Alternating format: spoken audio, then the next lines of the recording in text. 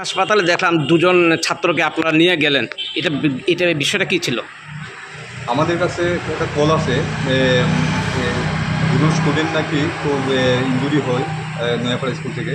তো আমরা গেলাম, গিয়ে দেখি দুজন স্টুডেন্ট আসলে কিছু ইনজুরি, একজনের ফ্যান নাকি মাথার উপর ফ্যান পড়েছে। তো দুজনকে আমরা নিয়ে এলাম হসপিটালে, ওদেরকে দিয়ে দিলাম। হসপিটালে ওনাদের চিকিৎসা চলছে।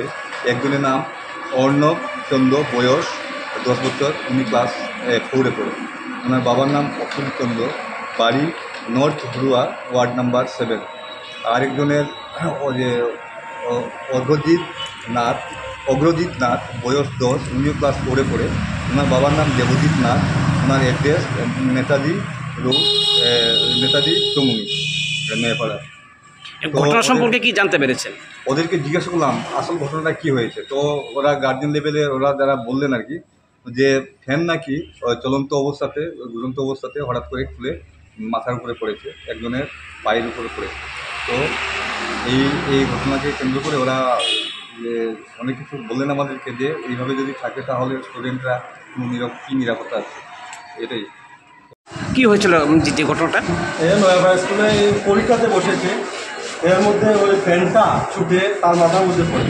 আচ্ছা, স্কুল কর্তৃপক্ষ থেকে কোনো আমাদের ফোন করা হয়নি। আরেকজন গার্জিয়ান আমাকে ফোন করেছে, এখনই তাড়াতাড়ি করে তাকে নিয়ে এসেছি। অনেক ব্যথা পেয়েছে এবং নার্ভাস হয়েছে, মাথার মধ্যে চলন্ত ফ্যান পড়েছে। কোন school? Nayapara English medium school. এখন পর্যন্ত কোনো টিচার বা ম্যাডাম কেউ আসে নাই? টিচার এখন আমার সাথে এসেছেন একজন ফায়ার ব্রিগেডে। হ্যাঁ, কিন্তু এই হেডমাস্টার নিয়ে অনেক করেছেন। উনি বলেছেন এগুলি কিছু হয়নি, এরকম একটা ছাত্রের উপরে ফ্যান পড়েছে, হেডমাস্টার বলছেন এগুলি কিছু হয়নি।